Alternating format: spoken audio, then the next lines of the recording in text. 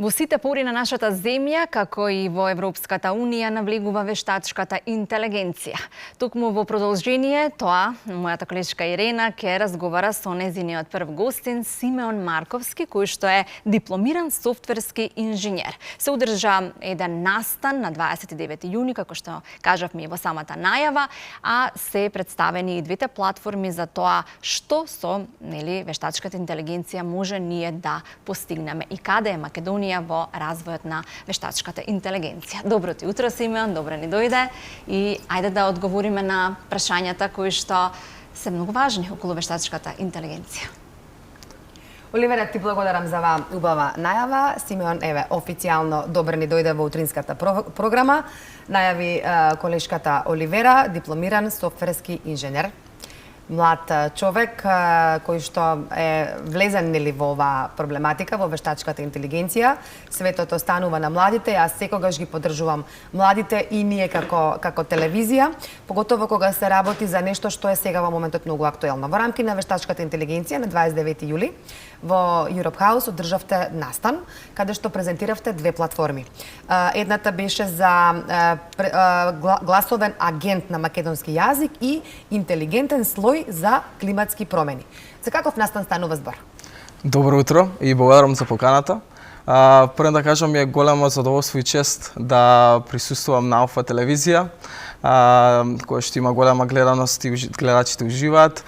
Но исто така ми е задоволство да зборам за вештачката интелигенција во Македонија, бидејќи не е само веќе тема за иднината, веќе наоколу околу нас. На 29 јули во Europe House Скопје одржавме настан, сигурно и одржлива вештачка интелигенција и можности од ЕУ, со цел да покажеме дека вештачката интелигенција веќе не е тема за иднината, туку е нешто што веќе се практикува и се случува во нашето општество. Иако настанот беше во лето, кога сите се на одмор, користеа проложен викенд. Сите професионалци веќе се на одмор.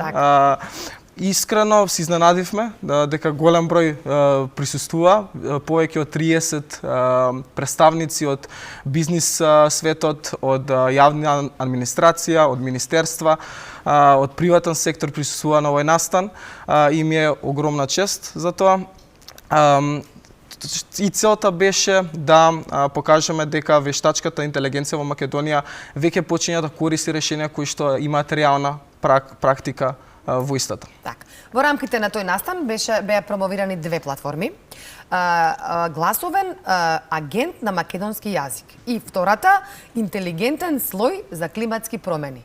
Ајде да ги објасниме тие две платформи. Ова е вештачка интелигенција, така? Точно. И како работат, како функционираат? Ајде вака, ама на јазик да можеме да го разбереме сите. Разбрав, готово. Значи, Телентир представува AI гласовен агент на македонски јазик, каде што ги таргетираме бизниси кои што имаат голем обем на телефонски повици, кои што се излезни и влезни повици. Нешто како кол центар? Како контакт центар, банки, други јавна администрација, телефонски бизниси, со цел, значи, кој што работи 24 часа во денот, можат повеќе во исто време да има агенти и исто така да закажува термини. Сакате да кажете дека човекот кој што ќе се јави на телефон разговара со вештачка интелигенција? Разговара со вештачка интелигенција. Со гласовен агент кој што го прима разговорот, го обработува и на крај дава излеза на разговор. Кој ги направи овие софтвери? Овој софтвер ние го работиме на ова решение, нашата компанија. И целата приказна е да почнат веќе институциите да го користат и да има реална практика. Так. Значи, оние кои што користат сега луѓе, да кажеме телефонски агенти, наместо човек, ќе одговара вештачка интелигенција. Точно. И само да предупредам, не е поентата да се замени човечкиот агент, бидејќи ние главно се фокусираме на најчесто поставувани прашања во тие бизниси, кои што дури веќе тие имаат и одговори кои што се имаат одредени категории на одговори, така што ние главно гледаме човечкиот агент да биде поефикасен, а не да го замениме. Така. Значи за оние одговори кои што се веќе како шаблон, како шема, може да го замени, најчесто поставувани прашања. Сега интелигентен слој за климатски промени е следниот проект. Точно. И исто така вештачка интелигенција, тука што ќе заменува вештачката интелигенција, кој момент? Во овој момент, значи со оваа платформа гледаме примена кај соларни системи, кај енергетски бизниси кои што имаат голема потрошувачки производство на енергија. Целата приказна тука е бидејќи тие компании имаат многу податоци од енергијата, од соларниот систем и гледаме како тие податоци да даеме лесен приказ и да донесеме одредени конкретни одлуки и практики како можат они да ги користат тие податоци.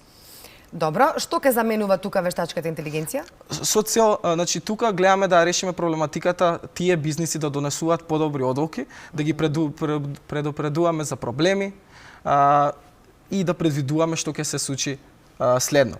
Затоа што користиме различни интеграции како временски прогнози, цени, тарифи и со таа цел ние ќе можеме да донесеме системот да донесе подобри одлуки. Која е важноста на овие две платформи? Зошто компаниите би се одлучиле да ги купат, да ги имплементираат овие две платформи кои што вие ги презентиравте на настанот? Главната цел е да им се олесни работата на бизнисите и они секако да имаат подобри резултати во својот успех.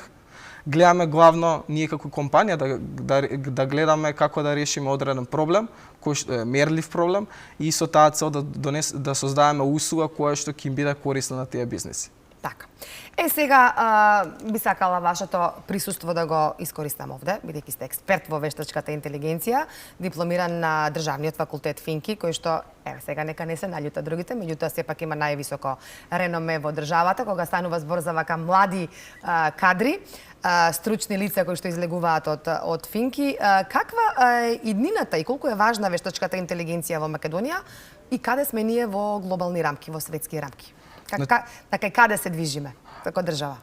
Во светот вештачката интелигенција представува веќе основна инфраструктура на целото општество, кој е слично како интернетот.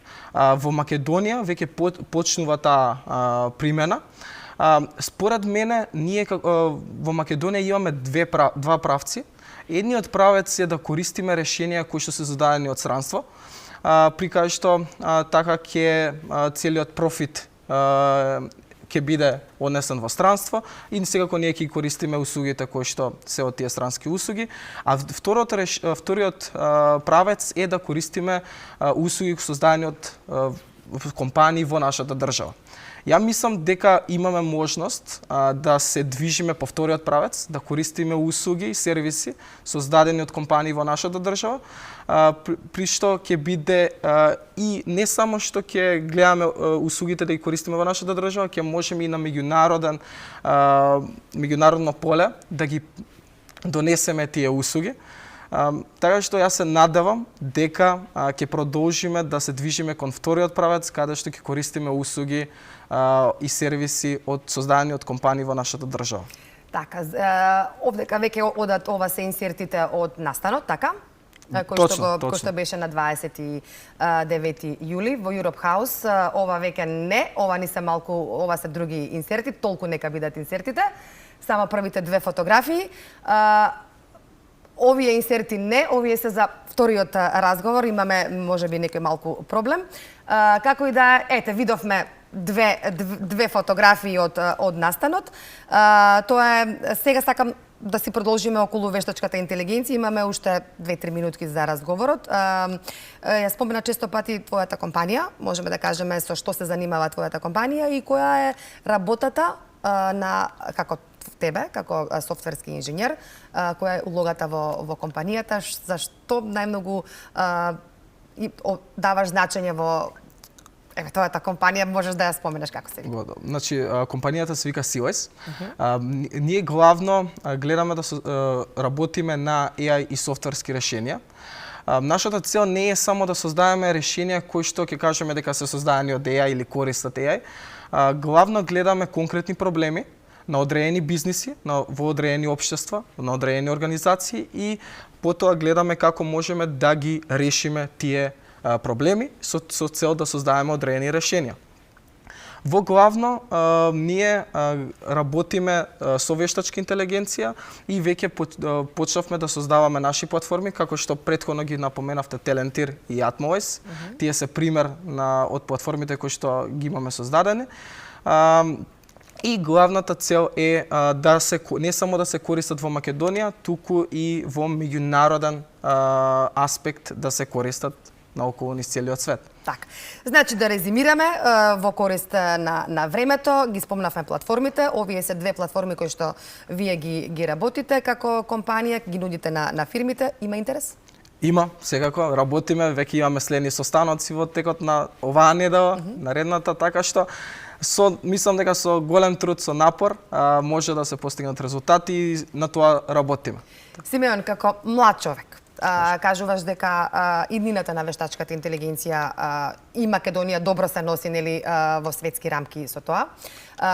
Порака до гледачите, порака до сите оние кои што ја користат вештачката интелигенција, ChatGPT сега нели највеќе се користи, дали може да има некои грешки, ако ги има, во кои рамки се и до каде е дозволено и колку може таа да го замени човекот?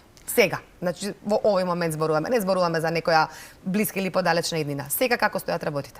Значи, јас главно би препорачал дека ние како општество треба да се адаптираме веќе на вештачката интелигенција и да гледаме како можеме да ја искористиме за да бидеме поефикасни во нашата работа. Не мислам дека почнува да ги заменува луѓето, туку јас би препорачал само луѓето да ја гледат како може да искористат во нивната професија со цел нашите сите професии бидат многу поефикасни.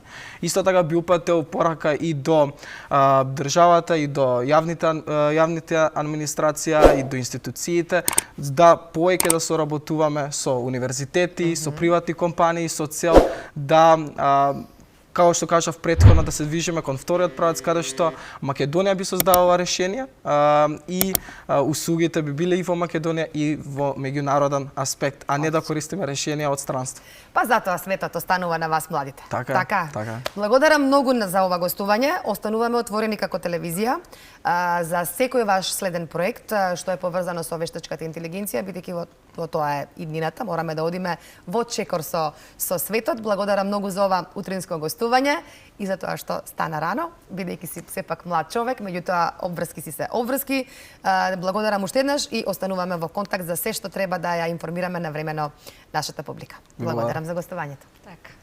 Ако порано се плашеше светот од вештачката интелигенција да не го замени, сега веќе на голема врата го прифаќа, а тоа се случува и со нашата земја Македонија, бидејќи ги забележуваме бенефитите од незината употреба.